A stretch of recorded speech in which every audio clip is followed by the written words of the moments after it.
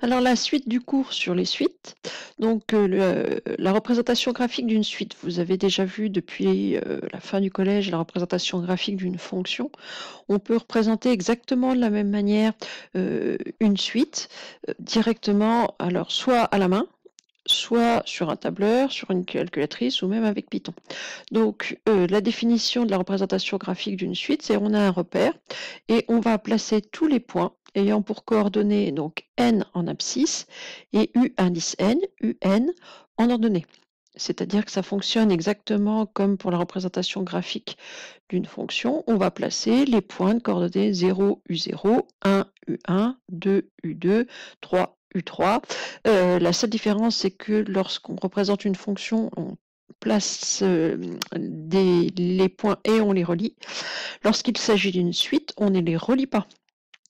Il n'y a rien entre U0 et U1. Pour une fonction, si vous vous mettez entre 0 et 1, il y a 0,5, il y a 0,1, il y a 0,2, il y a 0,3. Pour une suite, n est forcément un entier, donc entre U0 et U1, on n'a rien. Donc il n'y a pas lieu de relier les points. C'est-à-dire que la représentation graphique d'une suite, c'est juste un nuage de points. Donc on va voir un exemple tout de suite. On a la suite Vn définie par Vn égale 0,5 n carré moins 3n. Bon, et bien sa représentation graphique, elle est là. Donc, elle est faite ici sur un tableur. Hein. On a ici les différentes valeurs de Vn, donc V0, V1, V2, V3, V4, etc. Et puis, donc V0 vaut 0. Donc, on a le point de coordonnées 0, V0, 1, V1, 2, V2, donc V2 valant moins 4, 3, V3, V3 vaut moins 4,5. Ensuite, 4 et V4, 5 et puis moins 2,5, c'est-à-dire V5.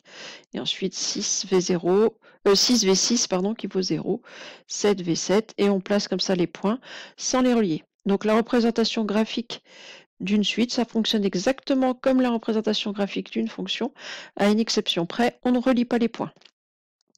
Alors, comment est-ce qu'on peut obtenir cette suite-là au tableur? On va en profiter pour faire un petit rappel sur le tableur et puis en fin de chapitre, enfin en fin de partie sur les algorithmes. Donc le tableur, alors par contre c'était pas noté, hein. Ici on a la colonne A, la colonne B, et ici les lignes 1, 2, 3, 4, etc. Donc si je regarde ça, allez.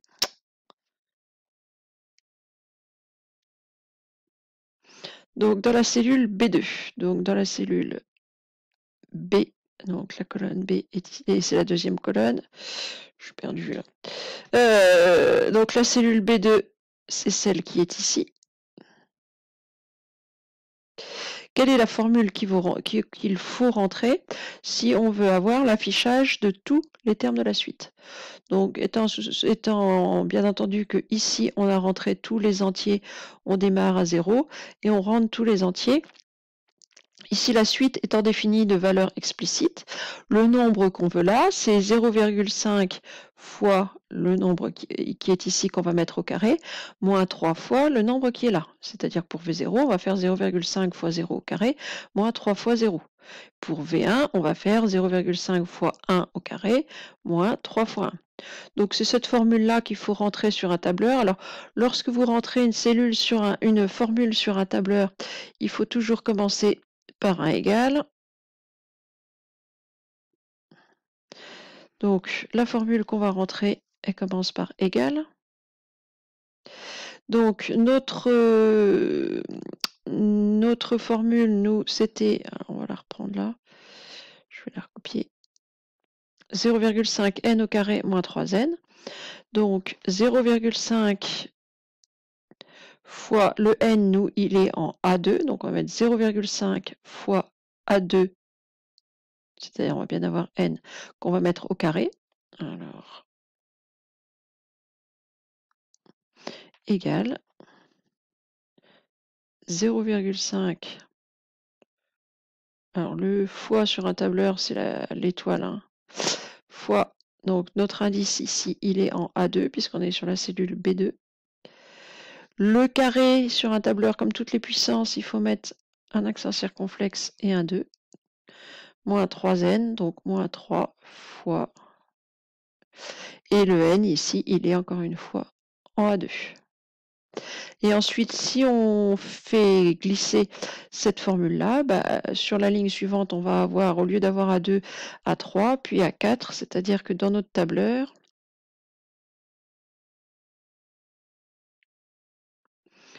donc sur la ligne 3, on va se retrouver avec 0,5 fois A3, donc on va bien avoir le 1 au carré, moins 3 fois A3. Donc un copier-glisser, hein. Je vous rappelle, si vous allez vers le bas, ici on a mis des indices 2, on voulait la ligne 2, à la ligne du dessous on va demander la ligne 3, puis la ligne 4, puis la ligne 5. Le tableur fait ça automatiquement, si vous ne lui demandez rien. Il fait descendre les lignes au fur et à mesure que vous descendez votre copier-glisser. Et de la même manière, si on va vers la droite, il va décaler les colonnes en A, puis B, puis C, puis D. Donc ici, voilà pour la formule du tableur. Ensuite,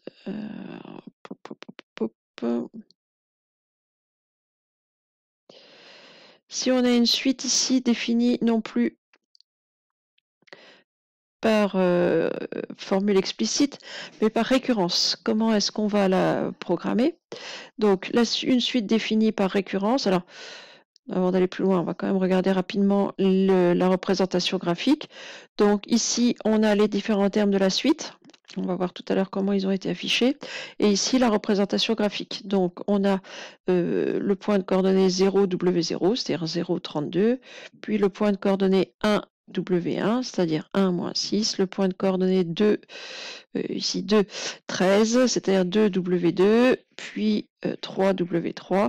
Et on a ici tous les points. On obtient facilement la représentation graphique de la suite. Maintenant, comment est-ce qu'on va la récupérer, cette suite-là? Qu'est-ce qu'il faut saisir dans le tableur? Alors, dans la cellule B2, donc la cellule B2, c'est celle-ci. Donc, dans la cellule B2, qu'est-ce qu'il faut, il faut rentrer? Puisque la suite est définie par récurrence, ici, le W0, puisque ce qu'on veut, c'est avoir W0, ici, c'est à vous de le rentrer. Le tableur ne peut pas deviner ce que vous voulez mettre en W0. Donc, en B2, on va être obligé de mettre le W0, c'est-à-dire ici, 32. Et ensuite, ce qu'il faut, c'est rentrer une formule, cette fois-ci sur la ligne 3. C'est-à-dire qu'il faut programmer pour notre tableur, lui dire, tu prends le nombre qui est au-dessus, tu le multiplies par moins 0,5 et tu ajoutes 10. Donc ça, il va suffire de lui dire ça gentiment. Ah, ça va pas mon affaire.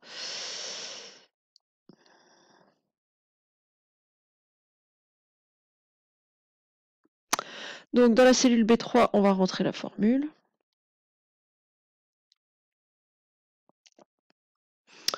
Donc égal.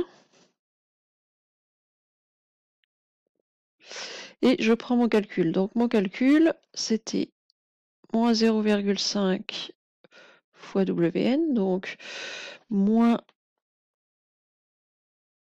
0,5 fois. Donc le terme qui est juste au-dessus, celui de cette ligne-là, c'est lui là. Donc c'est celui qui est en B2.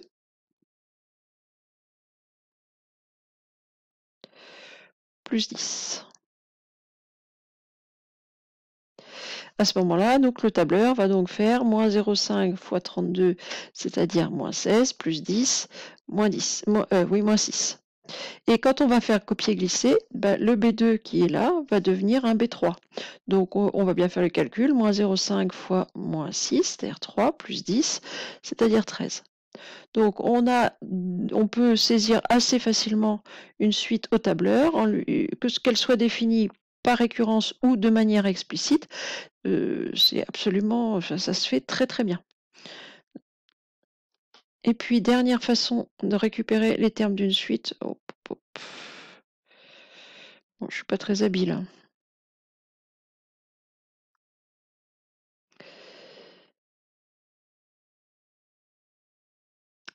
En programmant ça sur Python, Alors Python, vous en avez fait sans doute un petit peu en seconde, pas forcément beaucoup.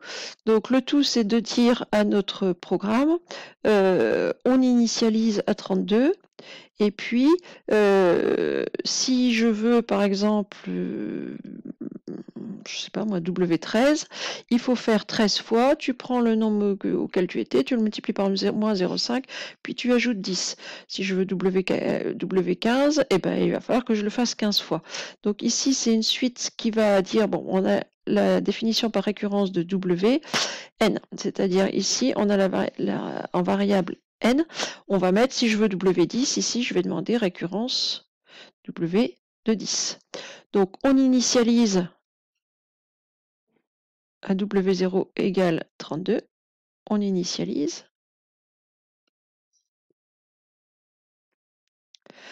Pour lui dire, tu fais tant de fois la même chose. L'instruction qui va bien avec Python, c'est ce qu'on appelle une boucle de pour. On lui dit pour i. Alors, in range, ça veut dire allant de 1 à n plus 1. Alors, pourquoi est-ce qu'il faut prendre n plus 1 sur Python? C'est que quand cette formule-là, le for i in range, le 1 est compris. Par contre, il va s'arrêter avant n plus 1. Lui, il est exclu. Donc si je veux aller jusqu'au rang n, il faut qu'il tourne la boucle de 1 jusqu'à n, donc il faut lui dire tu vas jusqu'à n plus 1. Si vous rentrez for i in range 1 jusqu'à n, comme le n est exclu, il va tourner moins une fois. Donc on rentre la formule, au lieu de prendre W, à la place tu vas mettre moins 0,5 fois W là où il en était, et tu ajoutes 10. Et au final, on veut récupérer, on veut qu'il nous renvoie ce qu'il a dans W. Donc si on fait tourner ça dans la console sur Python, on demande ça au rang 10, Python renvoie 6,69. Alors est-ce que dans le tableur ça allait jusqu'au rang 10? Je ne sais plus.